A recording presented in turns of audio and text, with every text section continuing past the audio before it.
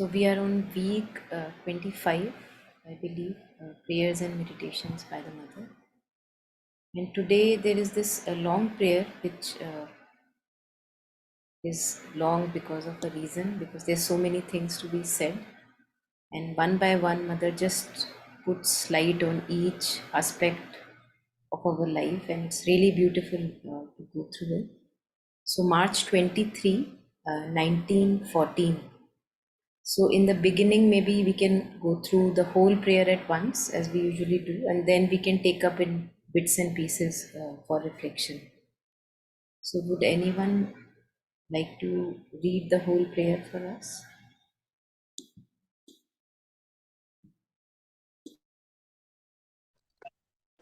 Yeah, Monica, I'll read. Yes, please, Shadija. As I see it, the ideal state is that in which, constantly conscious with thy consciousness, one knows at every moment, spontaneously, without any reflection being necessary, exactly what should be done to best express thy law. That state I know, for I have experienced it at certain moments. But very often the knowledge of the how is veiled by the mist of ignorance, and one must call in reflection, which is not always a good counselor, let alone all that one does at every instant without having any time for reflection on the spur of the moment. How far does it conform with or oppose thy law? That depends upon the state of the subconscient, on what is active in it at that time. Once the deed is done, if it has any importance, if one can look at it, analyze it, understand it, it serves as a lesson, enables one to become aware of one's motive of action, and hence of something in the subconscient which still governs the being and has to be mastered. Every action on the earth is bound to have a good and a bad side. Even the actions which best express the most divine law of love carry in them something of the disorder and darkness inherent in the world as it is today. Some people, those who are called pessimists, perceive almost exclusively the dark side of everything. The optimists, on the other hand, see only the side of beauty and harmony. And if it is foolish and ignorant to be an unwitting optimist, it is not making happy conquest to become a willing optimist. Is it not making a happy conquest to become a willing optimist? In the eyes of pessimists, whatever one does will always be bad, ignorant, or egoistic. How could one satisfy them? It is an impossible task. There is only one recourse: to unite as perfectly as possible with the highest and purest light that one can conceive, to identify one's consciousness as completely as possible with absolute consciousness, to strive to receive all inspirations from the consciousness alone, so as to foster as best one can its manifestation upon earth, and trusting in its power to regard all events with serenity.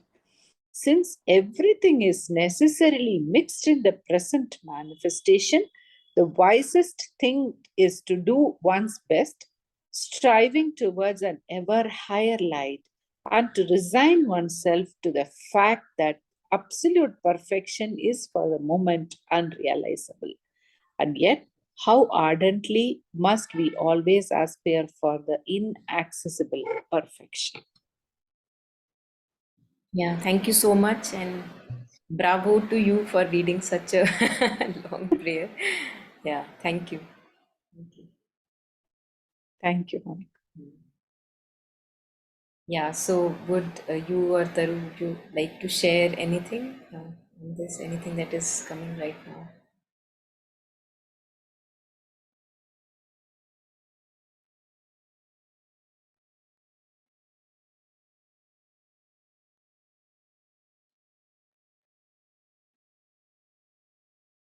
Okay, so I can go then. One, we can take bits and pieces, and then we can all reflect over it and share insights if there are any at the moment. Whenever we go passage by passage. So something very very beautiful. We are all striving to more and more stabilize ourselves in our true consciousness. All of us are in one way or the other, especially those of us who are consciously on the path. We are trying to do that. But mother says that we know that ideal state, yes, you are absolutely identified with the mother and with our true aware presence of awareness within. But very factually, addressing also that the ideal state is not our reality most of the times. And it's very interesting that I read exactly the same thing today. I was doing some transcription for Jetsunma Tenzing Palmo, and exactly the same thing was said in different words, that although the ideal would be that to be in this identified with the presence of awareness. Who am I? I am this awareness which is in me, or what we can call the divine consciousness, which is there in each one of us. But even she was sharing that even the masters are not always in that stage. But what they can do is that the moment they want to be in that state, they can access it with immediate instant. Like immediately they want to identify themselves with the presence of awareness, and there it is, so right there it is. But most of the times we are not there. So mother starts with this, that as I see it, the ideal state is that in which constantly with thy consciousness, since we are identified totally with this presence of consciousness within us and not identified with the surface ripples and ups and downs and egoistic patterns, then in that state, which is very rare for each one of us, one knows at very every moment spontaneously, without any reflection being necessary, exactly what should be done to best express thy law. So I'm sure, all of us present here today and those of us maybe listening later would have glimpses of such instances where we just knew what was to be done, exactly knew. We didn't reflect over it. It was very, uh, very, what can say, it was right in front of us that, okay, this is the right action in this moment, which is, which must be taken, or this is the right word which must be spoken. So that glimpses we always have. But then mother says that state I know, for I have experienced it at certain moments. And I'm sure, all of us present here, no matter how much in ignorance we may be, we all have experienced such states of purity where our consciousness is not identified with the egoistic patterns, right? And we knew that whatever we said or did, or the action we took in that moment, it was the right action, which was not coming out of the egoistic patterns or insecurities. So mother says that I know that stage. I've experienced it at certain moments. But very often the knowledge of the how is veiled by a mist of ignorance, and one must call in reflection, which is not always a good counselor. So many a times it happens that we may have a perfect idea of, okay, this is how this situation between this person and me or at workplace should be. We may have a visualization in front of us in our mind of a beautiful harmony at the workplace or within my being or between relationships. But mother says very often the knowledge of how, so how to actually manifest that harmony and beauty in relationship, that is veiled. We may have a picture of that in front, that how beautiful if the relationship or the workplace or within my being it is like this, but we don't know how to achieve it. So the method or the process is veiled, mother says, by a mist of ignorance, which is our clinging to the egoistic consciousness, which we don't even know that we are clinging. So such kind of blindness. And one must call in reflection. So what is the saving grace in such moments for those of us who have even a bit of sattvicity, what we call sattvic character, that okay, I can't see clearly, let me reflect over it, or maybe let me meditate over it, that okay, let me see that, let me clear off the mist a bit so that I can have the answer or a resolution for this possible problem in front of me. So we call in reflection, mostly most of us, one must call in reflection, which is not, mother says that reflection is not always a good counselor. Why? Because again, as we have discussed, it's always limited. Reflection, reasoning, analysis, no matter how good it is in front of impulses, even then it's limited in its window. It only sees a bit. It doesn't have the window of, for example, a soul consciousness or a psychic consciousness. We don't have that with reason. And mother says that when we talk about reflection, that is definitely a not good counselor, let alone all that one does at every instant without having any time for reflection. So mother says that reflection is even a step better than what one does just in impulses. So that is even better. Whatever we do out of just impulses without reflecting, that is even better than okay, taking a pause and even allowing ourselves to expand through reflection. So let alone all that. Yeah, Sardaji, want to share something? Yeah, Monica, can you please give some examples to this? Yes, yes, yes. Yeah, thank you. Just a second. Put charger on.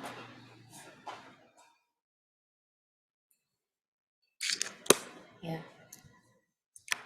So one example that may be coming to me right now, Sardaji, that imagine that, see, in our relationships or at workplace, we see that we have many attached spots.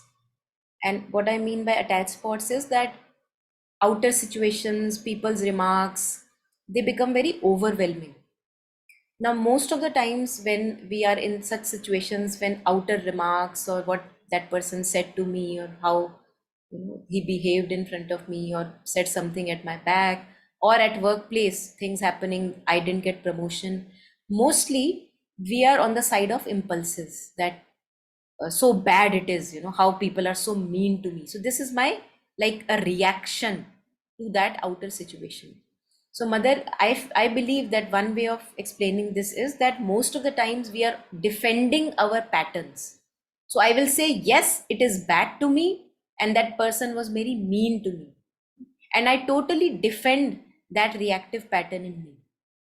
But if I am on the path of yoga, or I want to take things with my higher possibility, I want to see a larger picture, I would say, okay, I see this ripple arising in me, where I have this blaming in me and victimhood or all that, that is coming out of as a trigger of outer situation.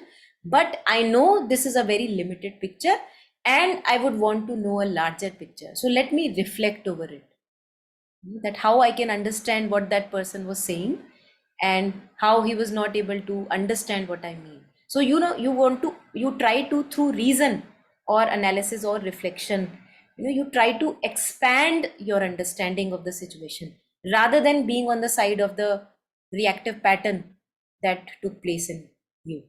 So is that any clearer?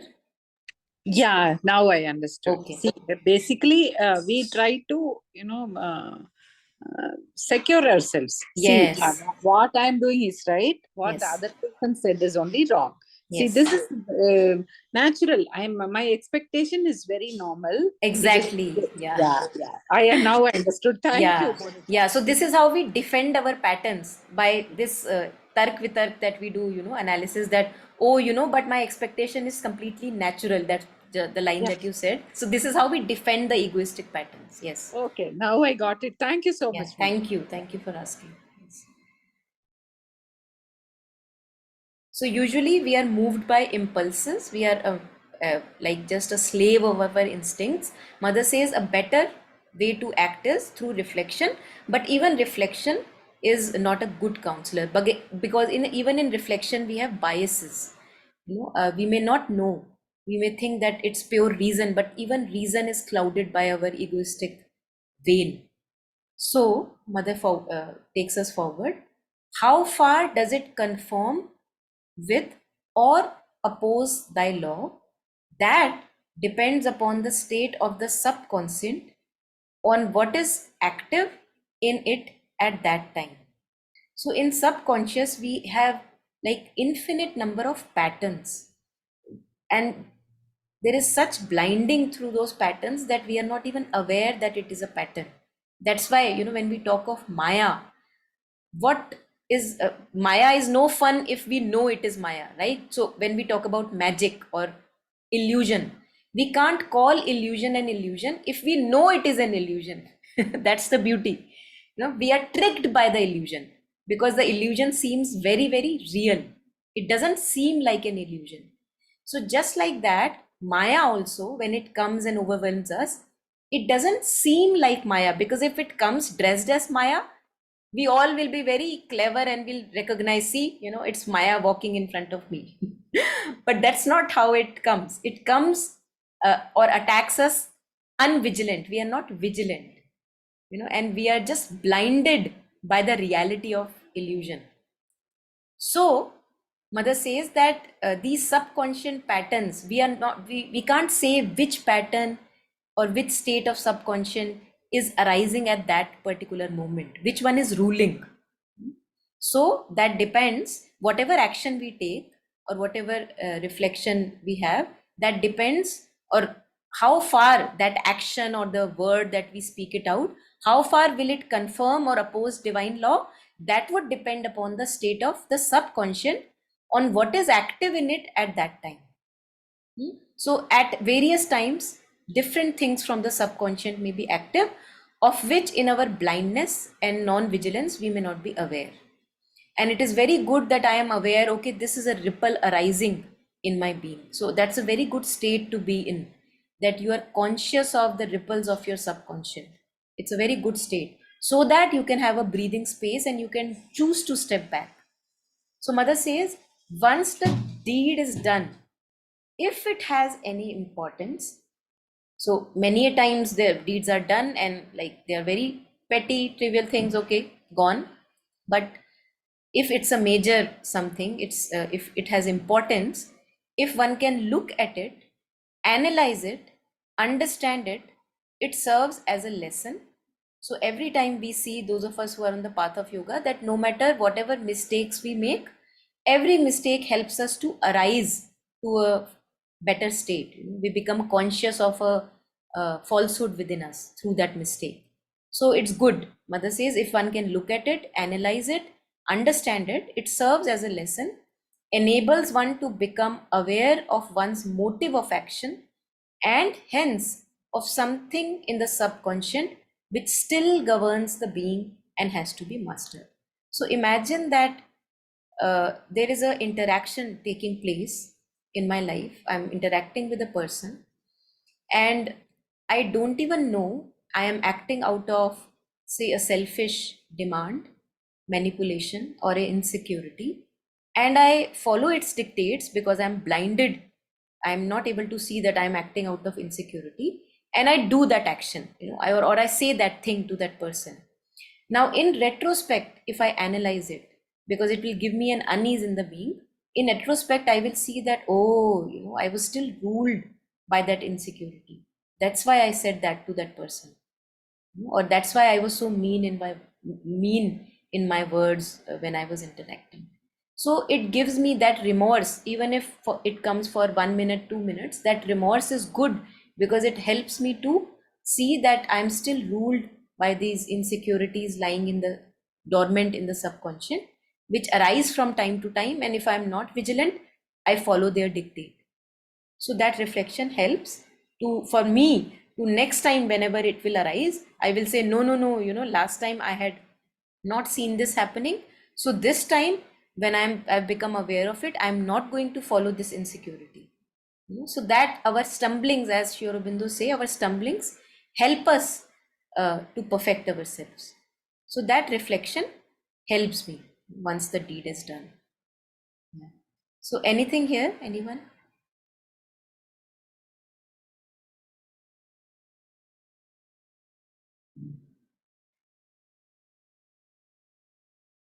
Okay, so I'm taking it forward. Every action on earth is bound to have a good and a bad side. Why mother says every action on earth? Because I feel that the moment you take birth on earth, you are bounded in the cage of duality, good, bad, light, dark. So the moment there is material manifestation, right now, the stage of evolution there is, that the moment there is material evolution, the moment I have these veil of the mental ignorance, the vital and the physical, the moment that is there, it is bound to have a limited effect. That's why they say the soul feels trapped in the body, because it is not natural for the soul to be trapped. It's vast and infinite, and imagine the infinite living in the finite. So since the matter is still ignorant, physical consciousness has not yet turned fully divine. It is fully dark.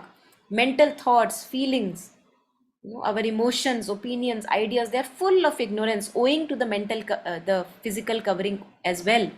That's why whatever I want to make, even if the right most possible action in my intention I want to take, it will land up hurting somebody or the other. I may not know, but it will land up hurting somebody or the other.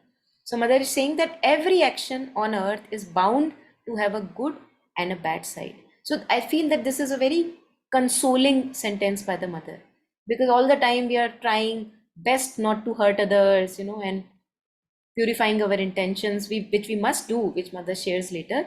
But knowing that we will hurt someone or the other, no matter how our intentions are purified, no matter how good our intentions are.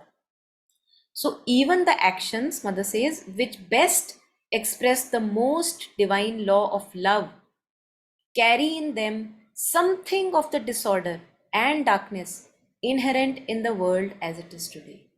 So imagine that sunlight is coming, in your room, and the moments, not even in your room, imagine that even this thin layer of atmosphere that earth has, like a protective layer on this planet, the moment sunlight enters the earth's atmosphere, because of the dust particles and all, all the tiny things which we can't see in the atmosphere, the sunlight gets dampened. It's not as bright as it would be, for example, when you go just right close to the sun. We all know that we can burn ourselves if we go close to sun.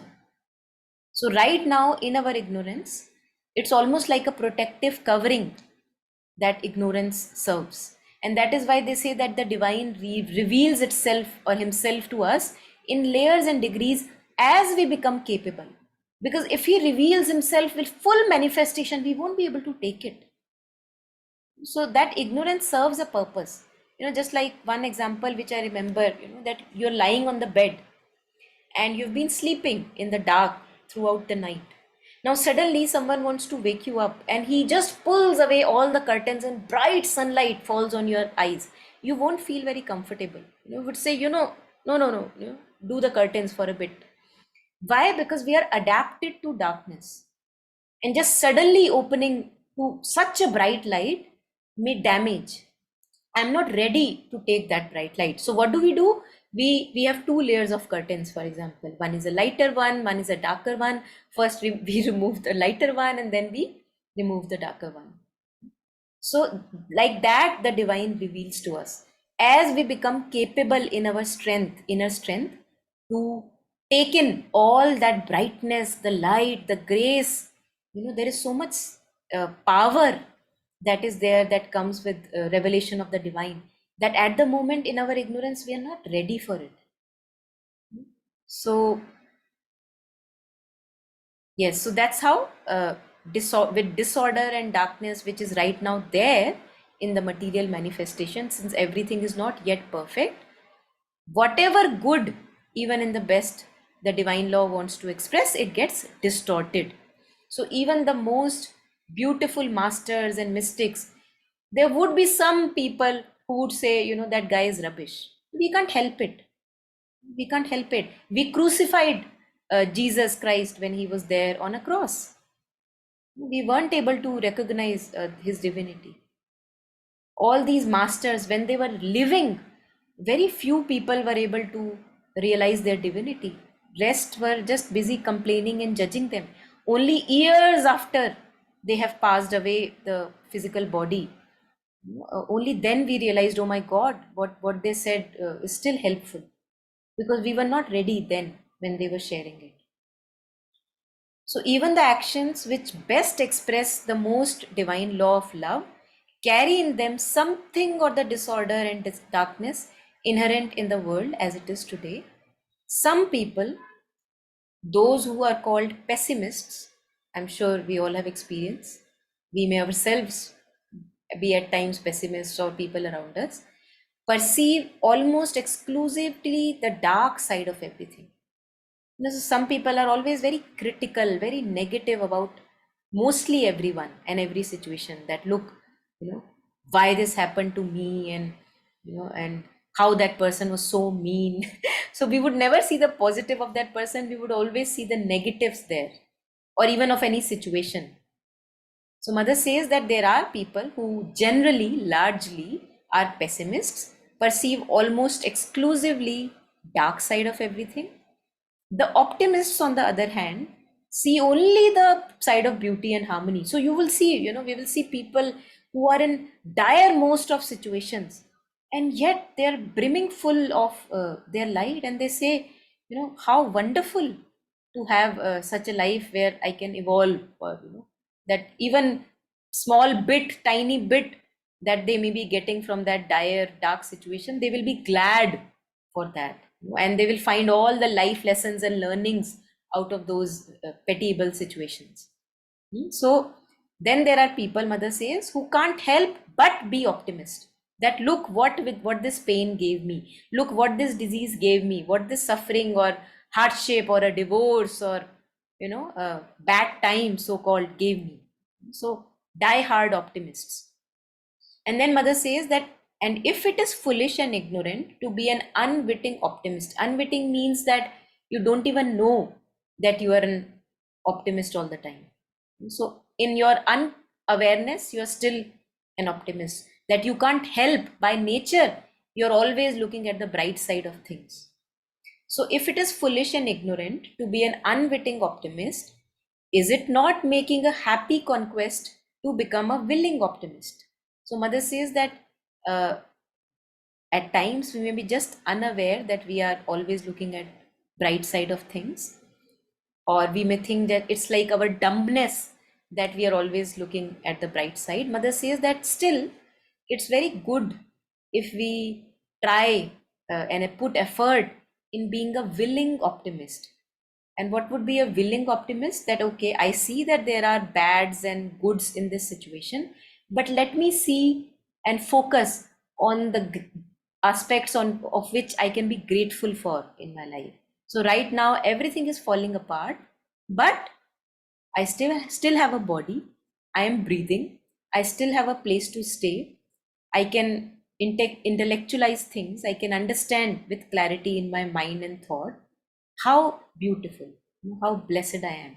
Yet at the very same moment, things may be falling apart in my life, so-called falling apart.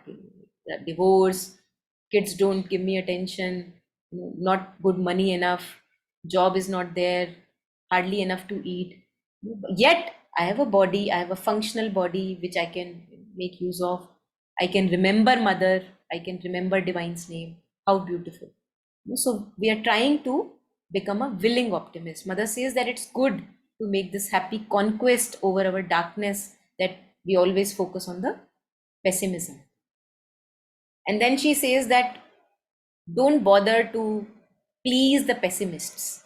In the eyes of pessimists, whatever one does will always be bad. We've had experiences in our life, we may have anecdotes to share, where we see that no matter how much effort we put in making things work for us, in the sense that we are taking everything with gratitude, the people who have to be critical will find something to be negative about.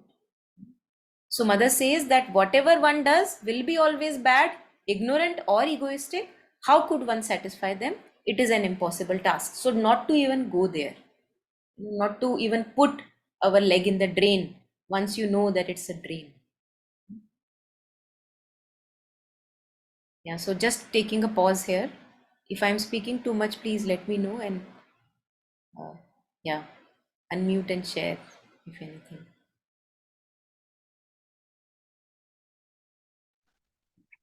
Yeah, this sentence that every action has a bad and good and a bad side. I think reading this factually, I'm finding it very medicinal and healing because some things are quite obvious and yet the mind sometimes feel that pain, right? That why is it so that I meant to do well or it wasn't supposed to have any negative sides, like for example, food is coming to me. Say how there is, people who can eat anything, and then there are people who would say, okay, I don't eat this because they are so sweet and cute, but I eat these animals. And then there are like people who eat fish, and then vegetarian. Then in vegetarian also, the plants feel the pain. And then of course, there are like people who say that when the fruits fall, fruitarians, they don't pluck, they eat the fruit. And then it's like that even if you're breathing, you're killing the bacteria or something which is going on. So and how again it's like that, if you're born, they say that the moment a new child is born in the world, so you can just take it for granted that so many acres of a forest will be just wiped off because now it has to support that human that's born. So one wonders, right, that I don't intend to do bad, and yet just me by my existence, so much bad is happening. And one even I think I have also doubted the little good that I could do or the little preservation that I could preserve. That when everything is happening, it has a bad side. Let me not just think about then the things that can be preserved, but that's not how it is.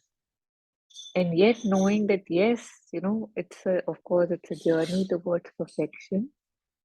And yes, it's a fact, the good and the bad, no matter how much I tried, how much good I want for someone, because me being an ego, something is always there that has that thing that don't go there, don't go there.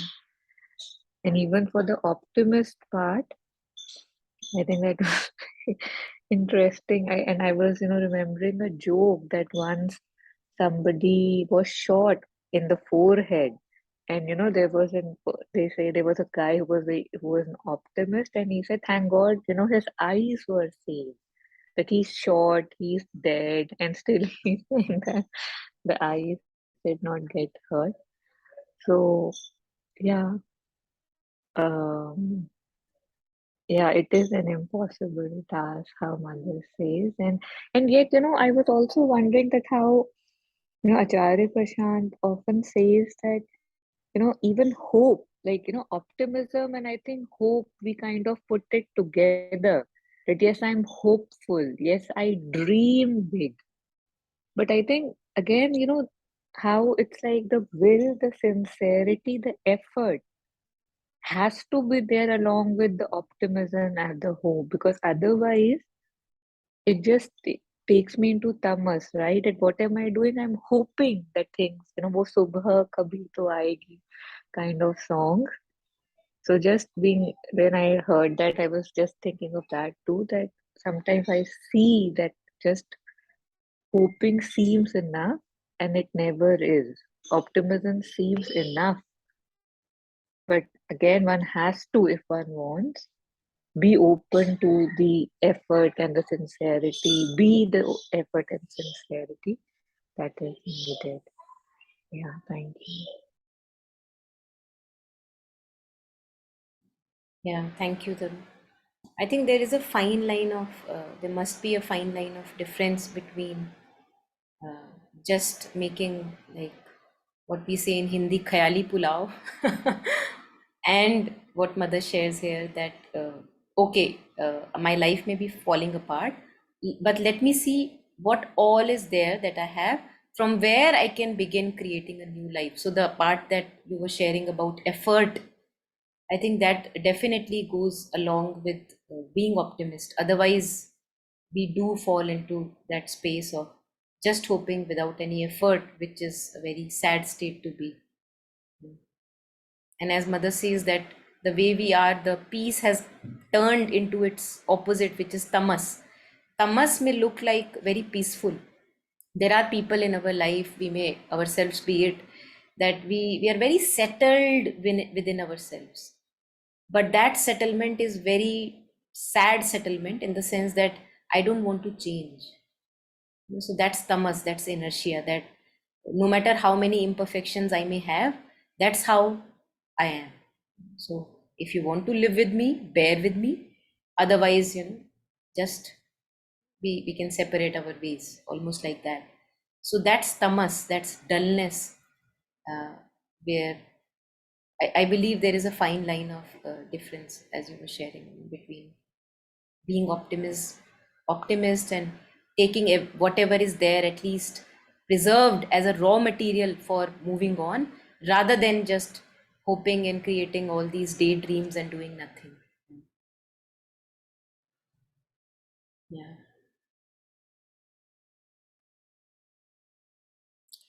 So then, I think this is the best part. I believe personally for me, this is the bestest part. I've gotten so much help from mother's prayers and meditations towards the end. Always, the golden key. So there is only one recourse to unite as perfectly as possible with the highest and purest light that one can conceive, to identify one's consciousness as completely as possible with the absolute consciousness, to strive to receive all inspirations from that consciousness with capital C, to strive to receive all inspirations, from that consciousness alone, so as to foster, and as best one can, its manifestation upon earth, and trusting in its power to regard all events with serenity. So, one example, very recent, I want to share. And as I was sharing with you, we all have attached spots.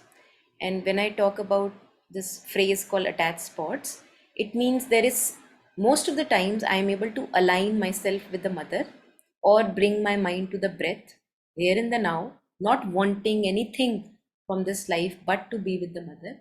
But many a times things would happen, either with a few people in my life, to which who I'm attached, or maybe regarding my name, fame, respect, money, power.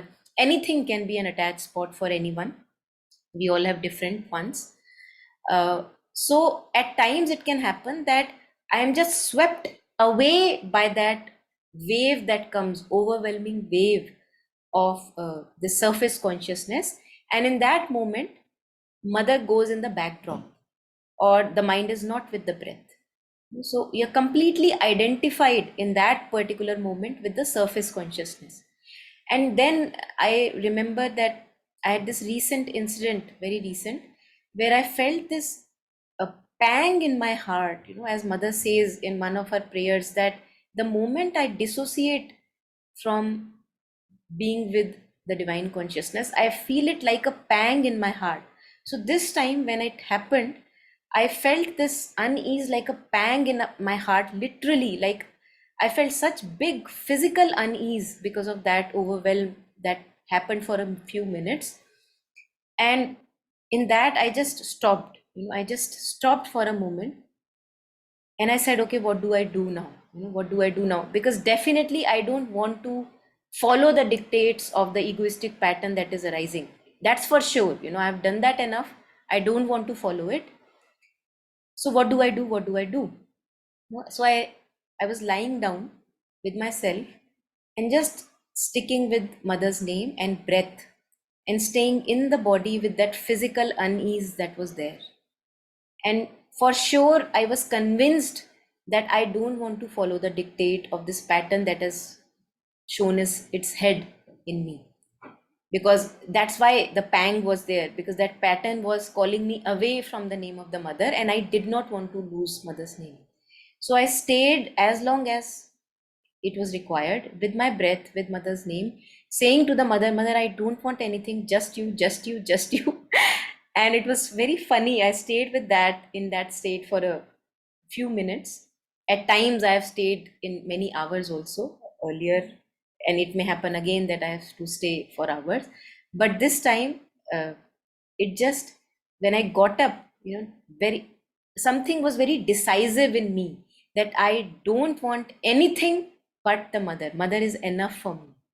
So no demand, no expectation from all the insecurities or the outer people situations. I don't want anything. So something was very sure, and that is why when the ego came up with this demand, I felt like a pang in my heart. And I remembered that prayer of the mother when mother says that I feel a pang in my heart when something is done which is away from your consciousness. And then within a few moments, as I stayed clinging to my breath, clinging to the name of the mother, that phase, like the darkness, the dark cloud, it was just swept away. It was not there anymore. And I felt again that ease and lightness in my being, even physically, because I was feeling a physical unease. So I can relate very much with this paragraph that mother is sharing here, that the only ananda that we get is by being with the divine, by being with ourselves. And when we have this mantra of the mother with us that Sri Aurobindo gave, who is mother? Anandamayi, the giver of true bliss. Chaitanyamayi, the giver of true consciousness. And Satyamayi, one who takes us away from the falsehood, which is the ego.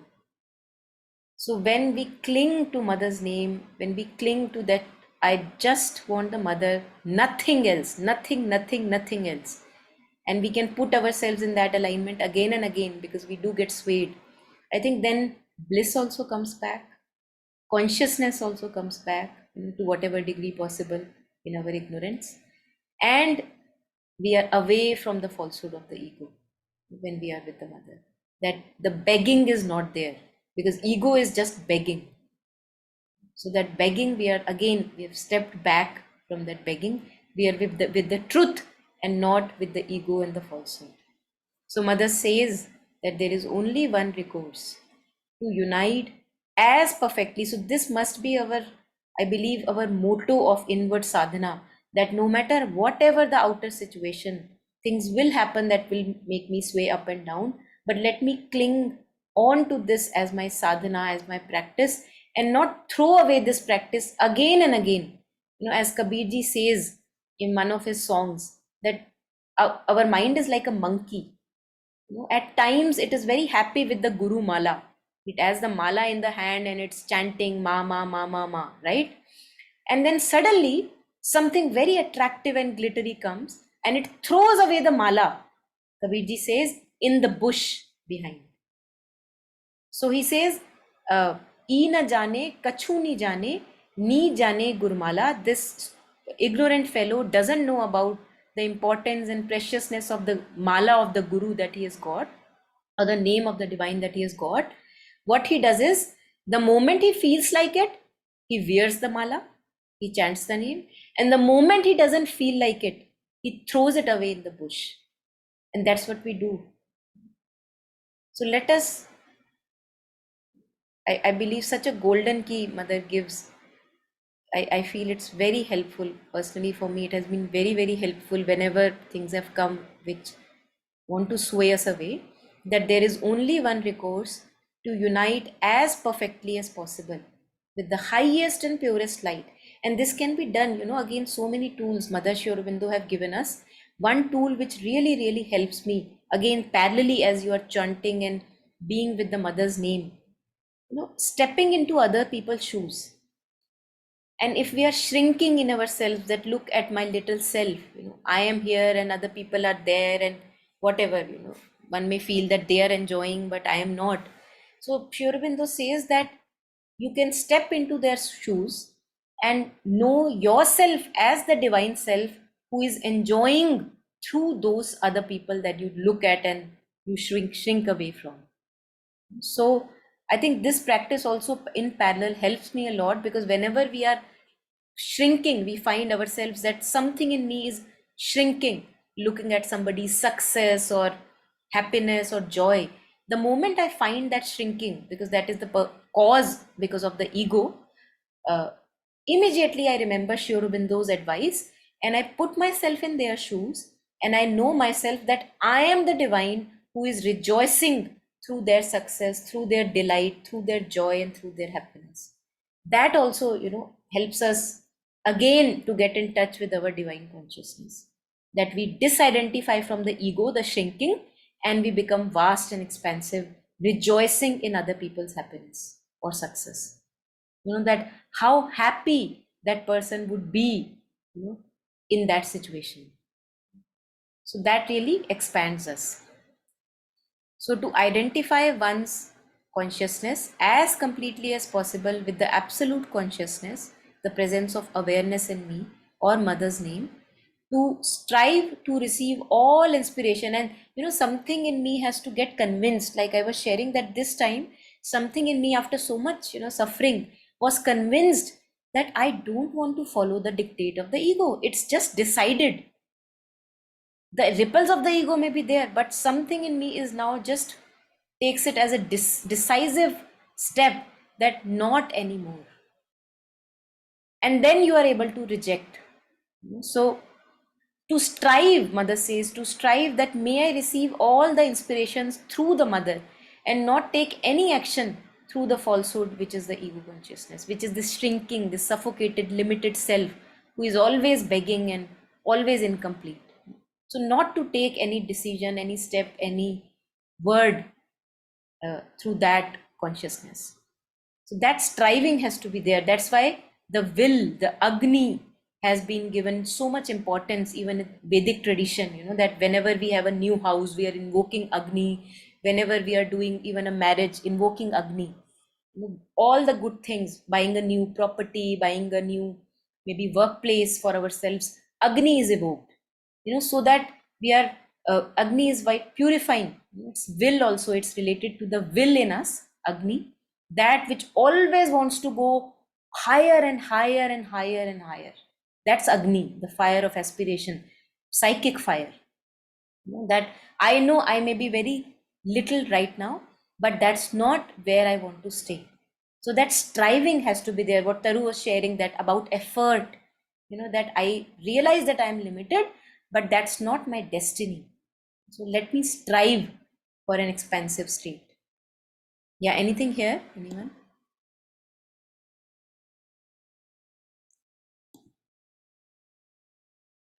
So, Yeah, yes, I have yes, Savita. one small comment. It's like not very directly hitting, but something that I discovered. You know how you were talking about, say, if we see something, right? If somebody is doing very well or somebody is enjoying and we feel something, right? Like that in a movement.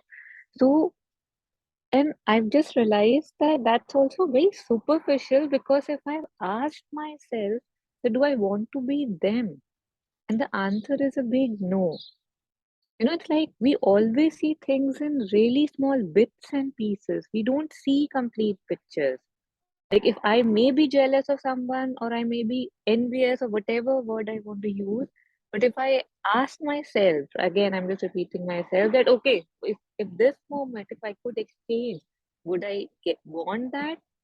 So just, I mean, I'm just saying it's like you kind of question the need or the want or the desire, and then you question it fully, and the answer is no. There's no place for then that envy or that thing. It settles down immediately. कि नहीं मुझे नहीं चाहिए. I don't know what attracted me, but मुझे नहीं चाहिए. So it just helped me see to a different window. So wanted to share that. Yeah, absolutely. Yes. Yes. since everything is necessarily mixed. So, again, very factual realization for myself, that I know that the way I am right now, even my love is mixed always with demands, expectations, this is what I want, wanting to dominate, wanting to control.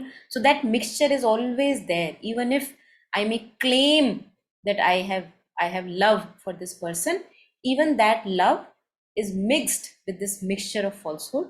So mother says, since now knowing this as a fact that okay, right now this is what is there, since everything is necessarily mixed in the present manifestation, the wisest thing is to do one's best, striving towards, and what is one's best, which mother already had shared in the previous paragraph, striving towards an ever higher light, and to resign oneself to the fact that absolute perfection is for the moment unrealizable.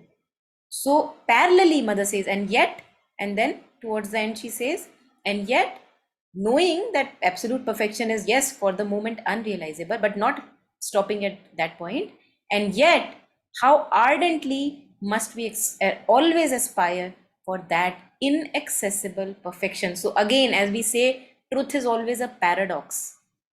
So here we see the paradox. Yes, absolute perfection, not achievable, but I must strive towards that.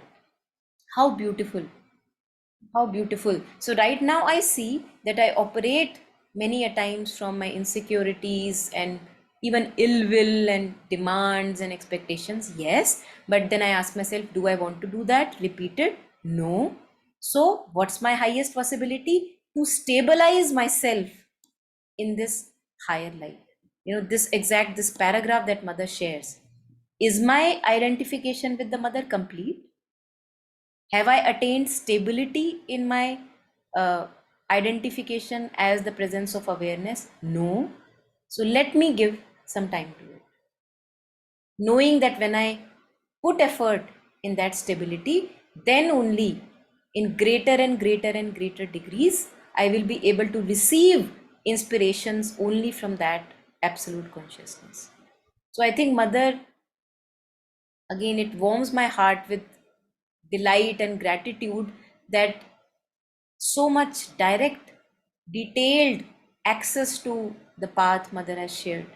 No, one cannot, on the cover, one cannot ever know the treasure which is there in prayers and meditations by the Mother.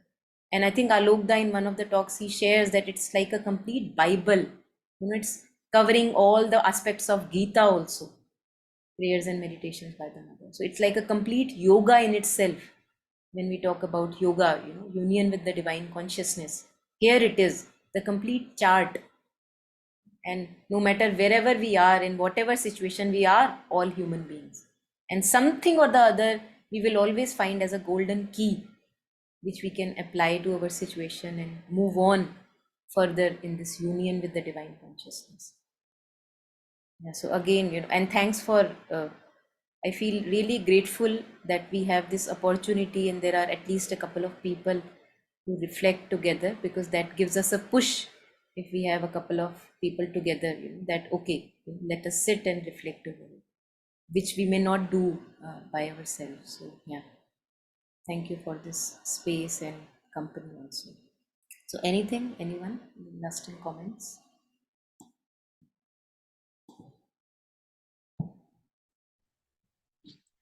This line that since everything is necessarily mixed in the present manifestation, the wisest thing is to do one's best, striving towards an ever higher light, and to resign oneself to the fact that absolute perfection is for the moment unrealizable. Mm-hmm.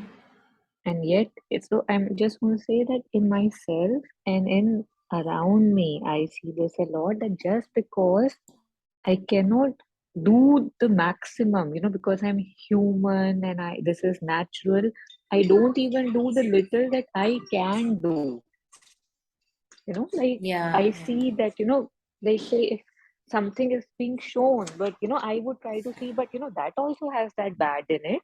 yeah. Kinds like I would kind of like my ego reasons with me to not change, and the reason that it gives me is that usme bhi to there is something bad, right? That also had that negative side, or maybe that also is not perfection. So in that, whatever little bit I can do, I don't do because somehow, it tricks me. It kind of tells me that nahi, nahi, nahi, maybe it's not, this is not the one. So lot of times I see that just because it feels that it cannot be done fully or it has some bad side, I end up not doing anything, Yeah. which is not good for me because it Yeah. keeps me where I am. And even a little bit progress, that is never little, right? Like we know that, like each enemy slain, how they say, I mean, of course, like that's a different thing, that's survives again, not that one. But everything has another window, another opening. So not letting that stop us, I think just Yeah. to acknowledge that I do that, or there is a tendency that tries to pull me down and stops me. Yeah. I think is I think one example which is coming, what you just shared. For example, maybe I'm a chain smoker and I smoke 100 cigarettes per day.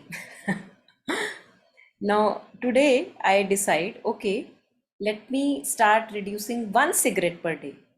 And mother, when she was referring to these pessimists, I may have pessimist friends who would say, forget about it, one cigarette per day, you better have 100.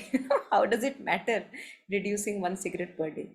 But if I keep reducing one cigarette per day in about 100 days, maybe I'm able to just completely get off the cigarette altogether.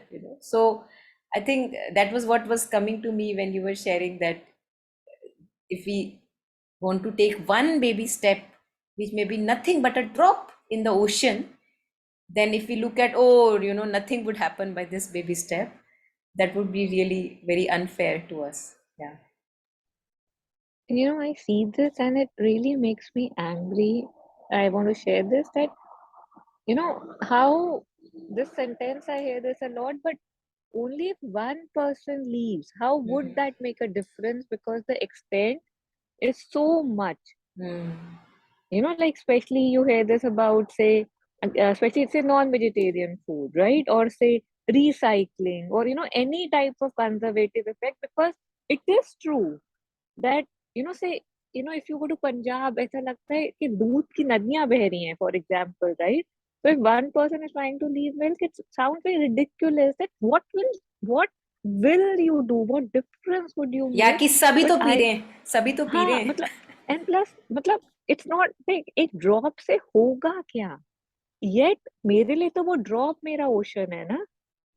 तो that shift मतलब this excuse I want, like I'm surprised that calling ourselves intelligent, we are able to buy this excuse that how will one drop make a difference, like it, don't we know, like, and plus yeah it, I'm sorry, I think I just get carried away. Oh, it's good, Yeah. good. Yes, Sarda ji, yeah, please unmute and share. Yeah, please unmute, Sharda ji. Hi, I want. Hi, Mira. Hi. I was listening to one of the experiences you had just shared regarding repeating the mother's name. So recently, I had a similar case. So I woke up on Sunday. I took taken a nap, and then I woke up and I had an extremely throbbing headache, like behind brain. And I've never had that before, and I was not able to get up, and I couldn't figure out what to do. And it lasted for about half an hour. I tried to sleep, I couldn't sleep, and it just kept increasing. So I was completely helpless at that point because one is I've not experienced this before, and secondly I had no idea what to do. So I just kept repeating mother's name as we did in this Nam Jap session, and slowly I could feel that somehow the intensity was reducing. I don't know, it was because I think that the power was so much of like repetition of the name, like mother's name. It was just as if like the headache was, the intensity was reducing automatically. It was like seeing like a medicine work in real time. And it was, yeah, extremely powerful. At least at the point where you feel completely helpless and you have nowhere to go, that was, yeah, that was a very powerful thing to see. It was almost visualizing what was happening inside. How beautiful, beautiful. Yeah, Yeah. great. Great. I think how amazing is that we have to first come to this helplessness to poor Ma, you know.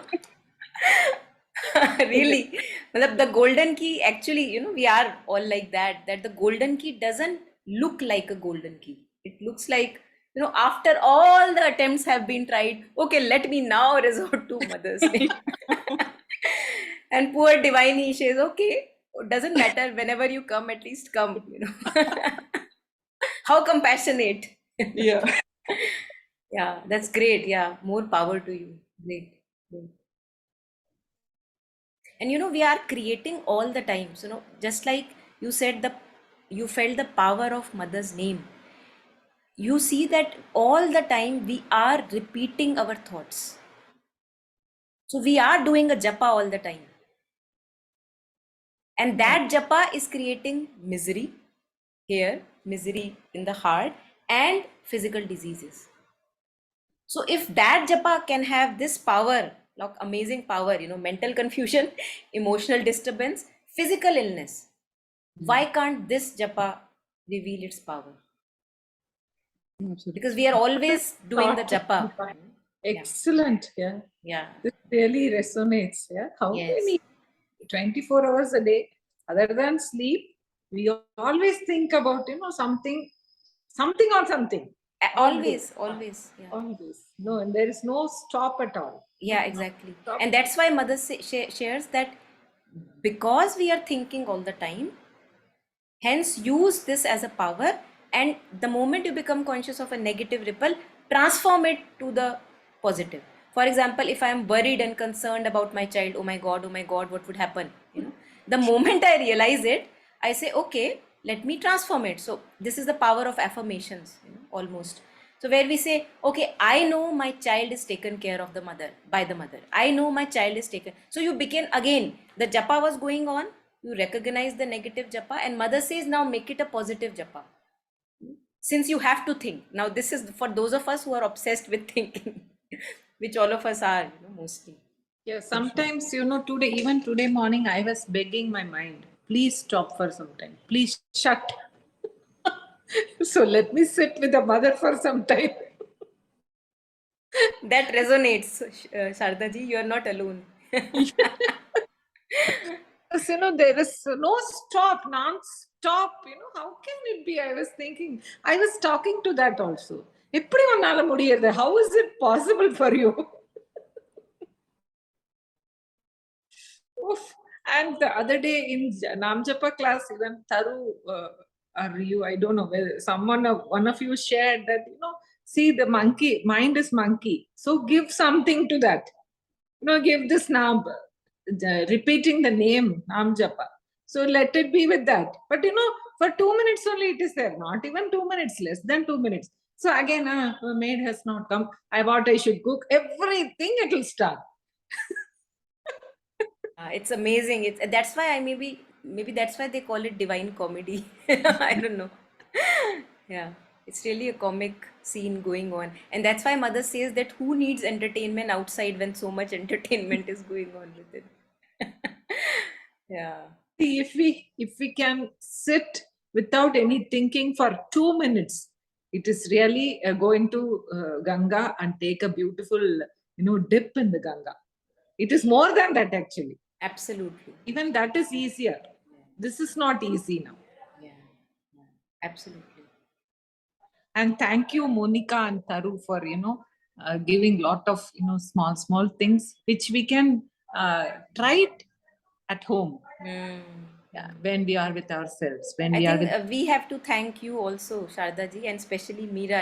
I think it's always delight to see two generations sitting together, learning together. I feel very inspired by all this. Yeah, and it gives us this space is not only that we are giving, I think we are receiving so much in this because these sessions serve as constant reminders for our own selves. That's how they started, because we wanted to remind ourselves, and we said, okay, just let us all to get together and remind, remind, you know. So yeah, thank you as well. Thank you so much. So now that you transfer the money every month, we should be transferring you some money every month.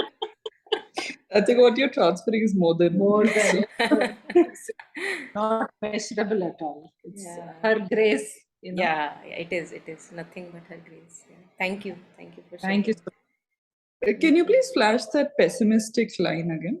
Yeah, definitely. Just a second.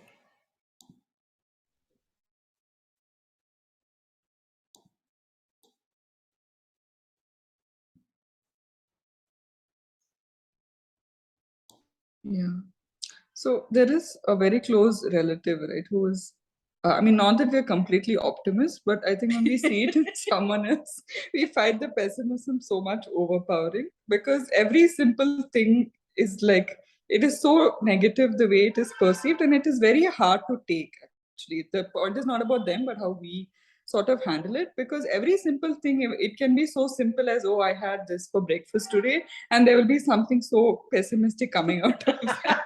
And yeah, like, I was sitting across the table and wanting to listen to it. I could feel my heart tighten. I was like, I really want to say something mean, like, why don't you please take a breath? Or like, trust the divine more than this, or like, stop taking about yourself.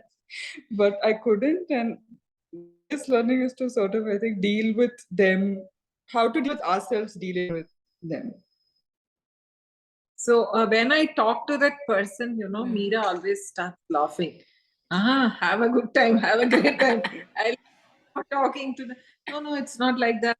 No, see, mother has some other plans. See, I'll always keep saying this. The other person will be always talking negative about it. So finally, Meera was saying, Amma, I'm going to give you PhD.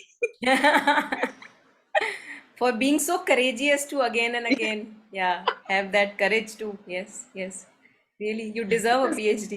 We talk negative, or we feel very sad, you know, as if we have done some crime. So Yeah, it is not necessary. We can be positive I think always. one thing which helps me in such cases is Tonglen, Okay. because Yeah, I will try next time. Yeah. yeah, so again, we can have variations of Tonglen. One is feeling your own pain when you're listening to that negativity. So this is how infinite number of us feel when they are listening to negativity. Oh my God, what a trouble. Now I know their pain. For those of us who live next to, my I may be optimist, my spouse may be completely pessimist. There are combinations like that, very common, you know. So, or he may be optimist, I may be complete pessimist. So, connecting with that pain of living with negativity, because when you are hearing it, it causing you pain in the heart or some suffocation. So, in that sense, inhaling their suffering, and may they have the joy and the simplicity of a simple mind and simple heart, not too much calculative. And parallelly, the other Tonglen aspect which I see here is that how that person who is being so pessimist, definitely he is not in highest possible spirits. He is not feeling very great in his heart. So you also connect with his pain. How much pain and turmoil would he be feeling that he keeps on repeating this negativity again and again? Poor guy doesn't know anything, how to change this track. Not in an arrogance that I know and he doesn't know, that he doesn't know at the way, which way to take. So Distract. connecting with that pain of living in ignorance, because all of us do live in ignorance. So two ways I see that if we really want to purify intentions, have fun also, but if we want to parallelly, purify intentions, and we may think that we are helping the other person, but no, that other person is helping me to purify my intentions about that person. Oh, this is beautiful. Yeah. Because we have lots of opportunities with this. Yeah, we have. Yeah. That's why, grateful. There is one verse in Bodhisattva practice that the supreme inspiration is enemies, hindrances, and obstacles and diseases. So they do serve as inspiration. because it tells me that my heart is not yet open. Then I have such a person in my front, of whom I may make fun also. So it means that something in my heart needs to be expanded and open. So, and thank you for giving me fun also. You can thank him or her, that thank you for giving us a good time. But now maybe time for us to move on. Yeah. Beautiful. Thank you, Monica. Yeah, thank you, Yeah. both of you. Thank you. Great. Yeah. Thank you. Bye-bye. Thank you.